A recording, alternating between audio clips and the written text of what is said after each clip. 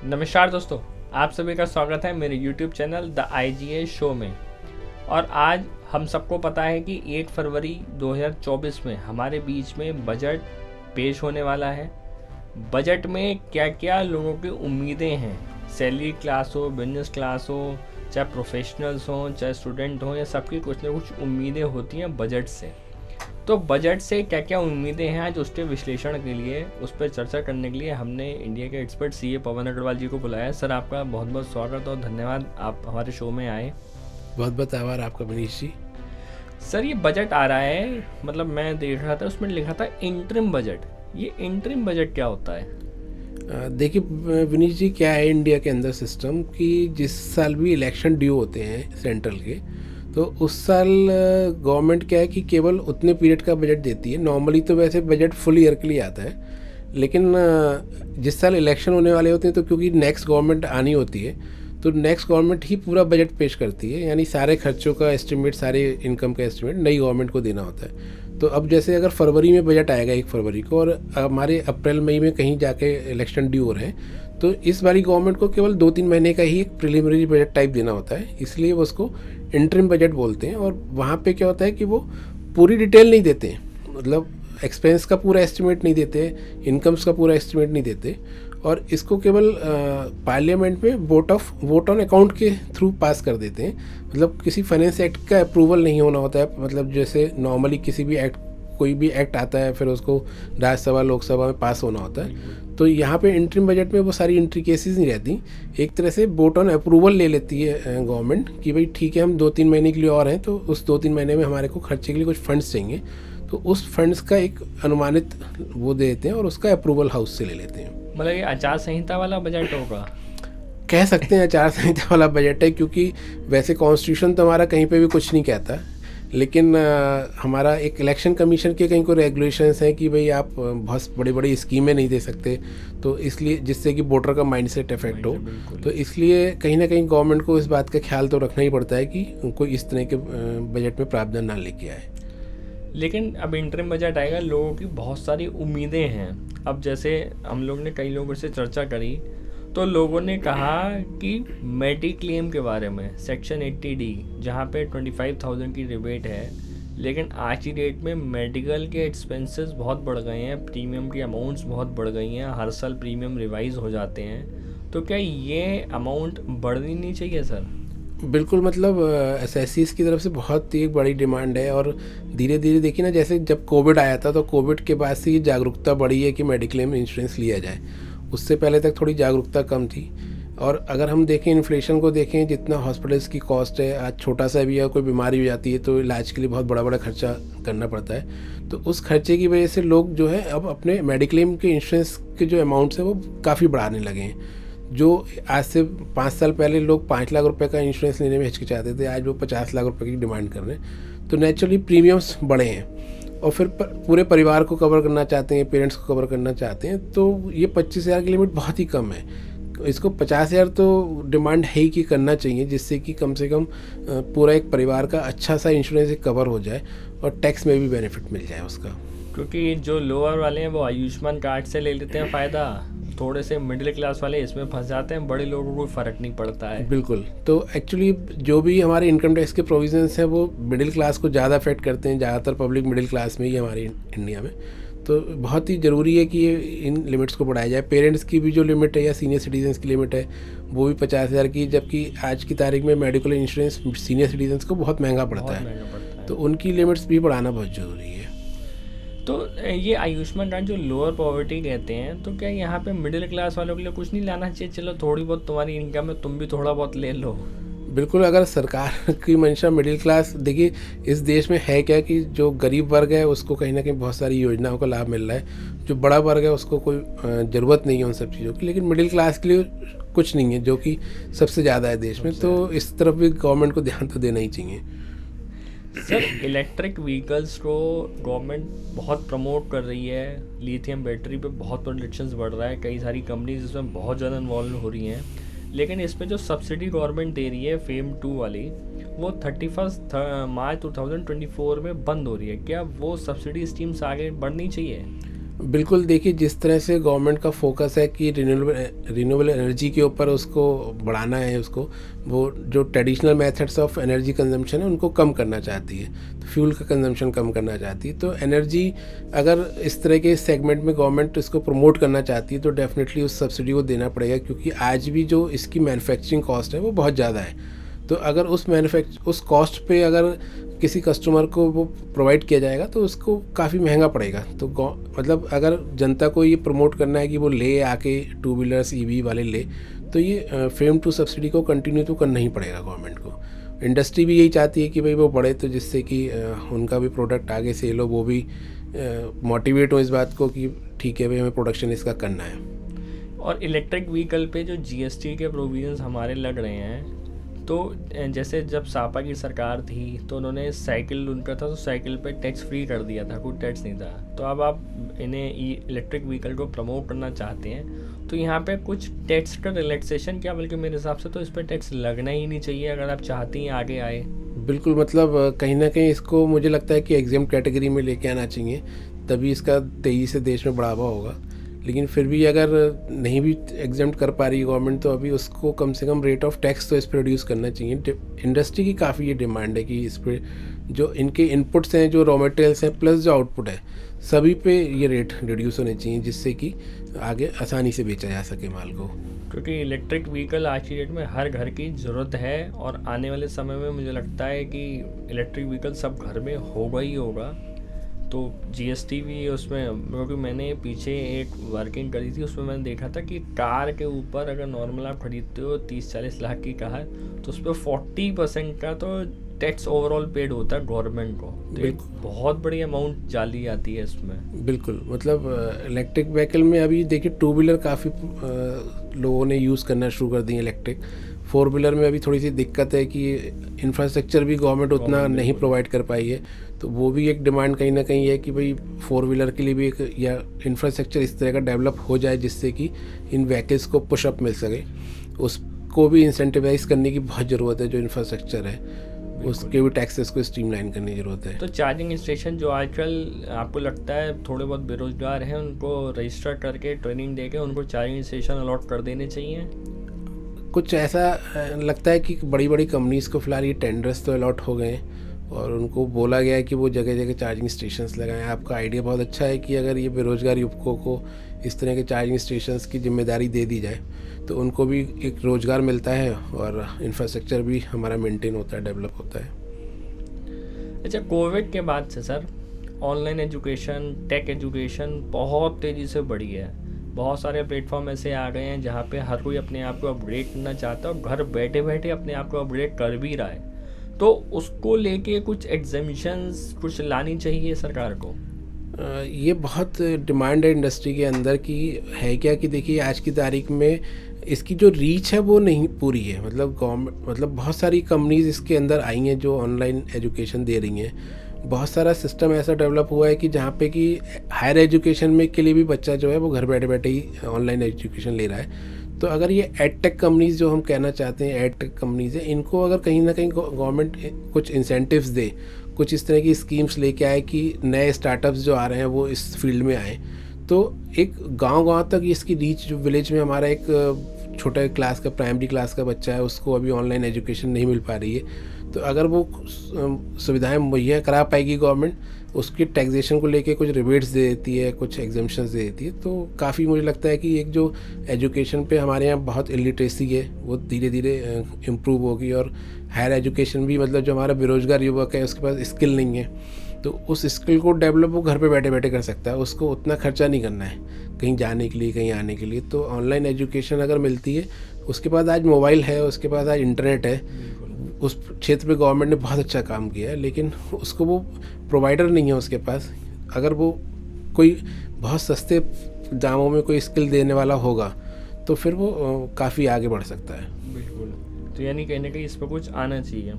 ये सर बहुत लोगों की क्वेरी कैपिटल गेन में होती है। कैपिटल गेन में जैसे हमारा कंपलसरी एक्विजिशन होता है, उसमें हमारा प्रॉपर एक एक्ट बना हुआ, land rehabilitation act, acquisition act बना हुआ है, उसके थ्रू सारे एक्वायर करी जाती है, प्रॉपर उसकी कोर्ट अलग है, पूरा प्रोसेस उसका अलग है।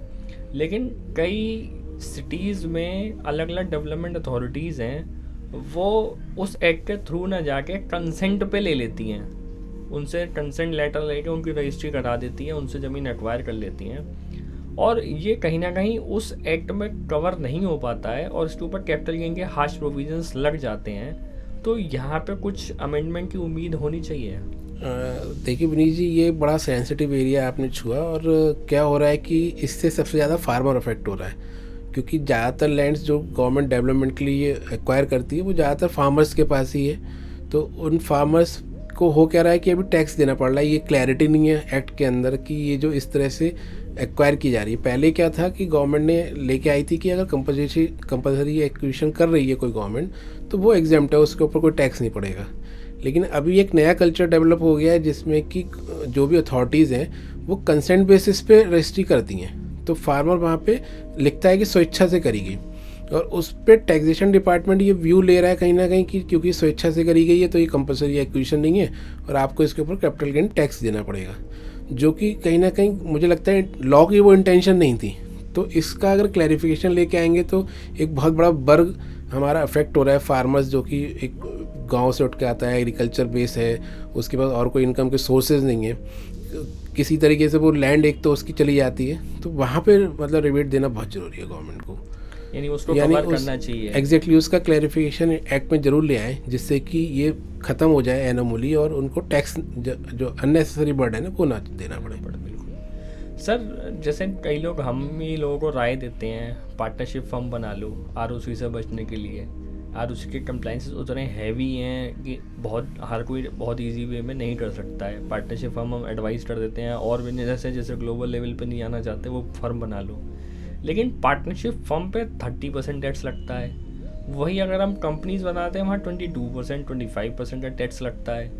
तो और जबकि दोनों कैटेगरी देखा जाए तो ऑलमोस्ट सेम है, तो ऐसा क्यों किया गया? क्यों पार्टनरशिप को अछूता सा साबित कर दिया है कि भाई तुम अछूत हो, तुम दूर रहो, 30% ही लगेगा तुम्हारे ऊपर। ये मतलब बड़ी अजीब सी बात है। एक तरफ तो मतलब कंपनीज बनाना, मेंटेन करना, उसको रन करना बहुत मुश्किल काम है। उनकी जितनी कंप्लायंसेस है वो एक आम आदमी नहीं कर सकता। तो उसको सूट करता है कि वो अपना अगर कोई छोटा धंधा कर रहा है तो पार्टनरशिप बना ले, उस पार्टनरशिप में कर ले।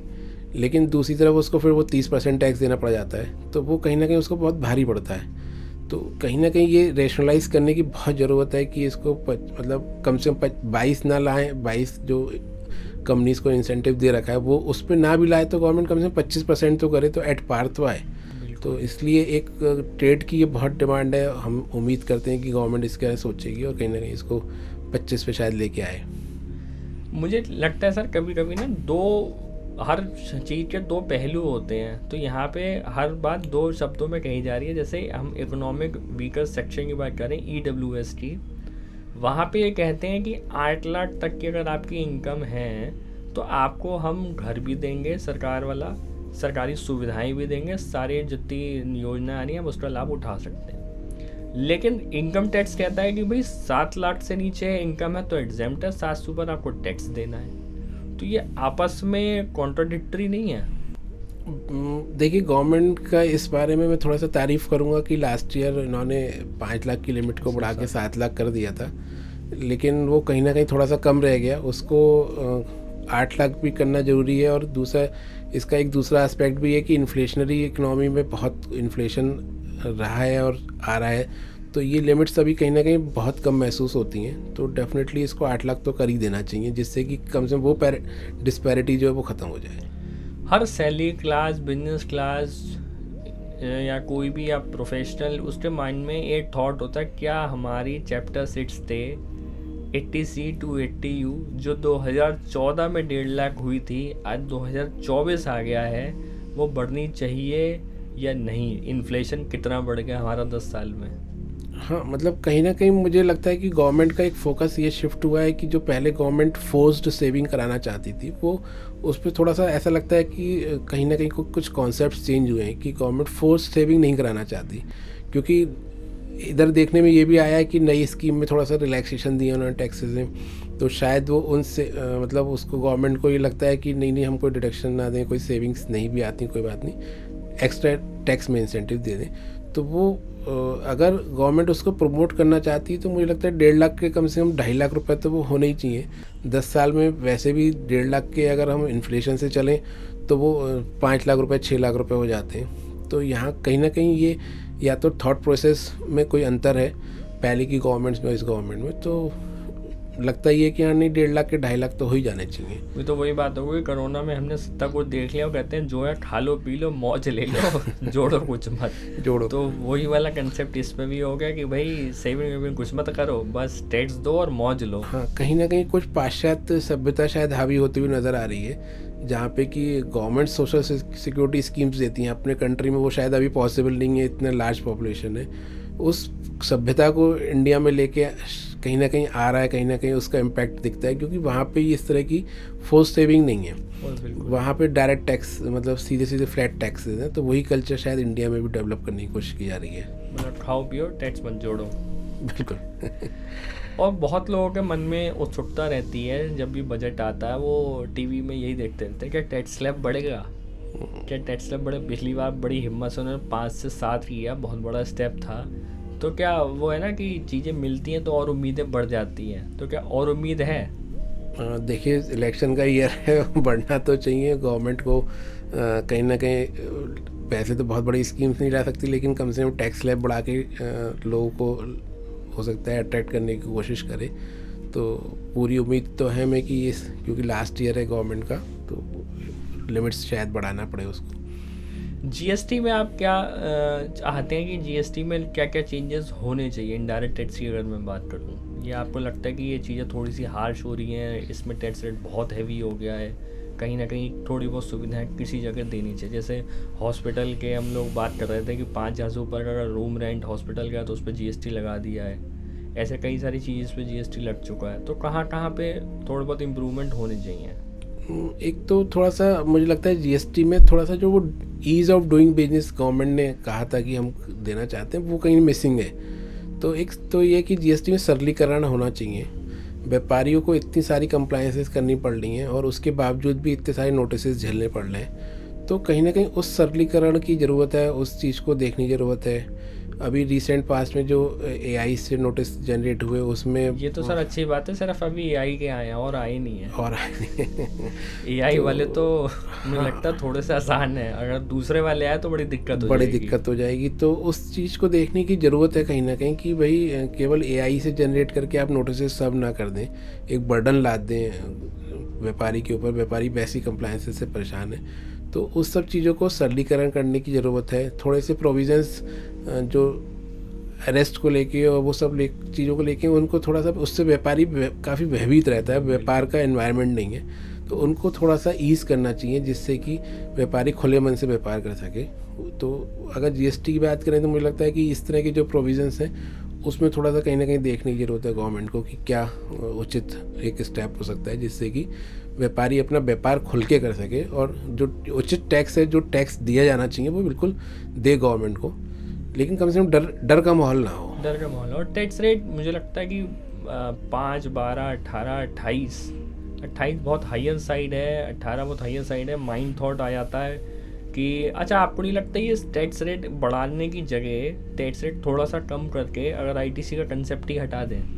नहीं, देखिए जीएसटी का सारा दारोमदार ही आईटीसी पे था, मतलब क्योंकि कैस्केडिंग इफेक्ट है तो उसी की वजह से ये जीएसटी को लाया गया था। तो आईटीसी तो हटाना मुश्किल है, लेकिन हाँ स्लैब रेट्स थोड़े से कम करके 12 वाले को और 28 वाले को मिला के अगर सब कुछ 18 कर दें, कहीं ना कहीं मतलब एक बीच में लेके आएँ और स्लैब रेट्स कम कर दें, तो बर्डन मतलब आसानी हो जाएगी काम करने में, मतलब क्लासिफिकेशन के डिस्प्यूट्स थोड़े से कम हो जाएंगे, तो वो एक गवर्नमेंट स्टेप ले सकती है। तो आप सबने देखा कि सर ने बजट की एक्सपेक्टेशन कितनी आसानी से सरल शब्दों में 1 to 1 डिस्कस करी। और बजट की एक्सपेक्टेशन तो ऐसी होती है कितनी ही कर लो कम है, आप कितने पॉइंट झूलो बहुत सारी इसमें निकल आएंगी। हम लोगों ने मोटे मोटे पॉइंट इसमें कवर करे, लेकिन अगर आपको लगता है फिर भी कोई पॉइंट ऐसा है जो और होना चाहिए, आप लोग कमेंट बॉक्स में बिल्कुल लिखें। सर आपका बहुत बहुत धन्यवाद इस वीडियो पे प्रकाश डालने के लिए। बहुत बहुत आभार आपका विनीश जी, आपने मुझे यहाँ पे बुलाया और उम्मीद है मैं कुछ लाइट थ्रो कर पाया हूँगा इस विषय के ऊपर। बिल्कुल, और आपने सर ने भी एक यूट्यूब चैनल बहुत बढ़िया स्टार्ट किया है। अगर आप शेयर्स में ट्रेडिंग करते हैं तो उसके बारे में सर बताएंगे। तो फ्रेंड्स, मैंने एक चैनल शुरू किया है ट्रेडिंग टर्टल्स के नाम से, जिस पे कि मैं जो भी शेयर से related technical education, fundamental education और जो भी नए नए शेयर्स के अंदर जहाँ पे भी अपॉर्चुनिटीज़ दिखती हैं उन सारी स्ट्रेटजीज़ को मैं डिस्कस कर रहा हूँ और कोशिश कर रहा हूँ कि जो लोग इस फील्ड में इंटरेस्ट रखते हैं वो उस चैनल से काफ़ी कुछ सीख सकें। तो अगर आप उस शेयर मार्केट में कुछ भी इंटरेस्ट रखते हैं तो मैं आपसे रिक्वेस्ट करता हूँ कि वो आइए, आप उस चैनल को ज्वाइन करिए और मेरे को पूरी उम्मीद है कि वहाँ से आपको कुछ ना कुछ ज़रूर सीखने को मिलेगा। तो ट्रेडिंग टर्टल्स के नाम से वो चैनल है, तो आप उसको सब्सक्राइब कर सकते हैं, उस पर वीडियो से आके देख सकते हैं। हम इस चैनल का लिंक अपने कमेंट बॉक्स में लिख देंगे, आप लोग वहाँ से जाके उसको सब्सक्राइब कर सकते हैं। और अगर इस वीडियो से आपने कुछ भी सीखा है तो वीडियो को लाइक, ज्ञान बांटने के लिए शेयर्स और चैनल को सब्सक्राइब करना तो बिल्कुल ही न भूलें। धन्यवाद।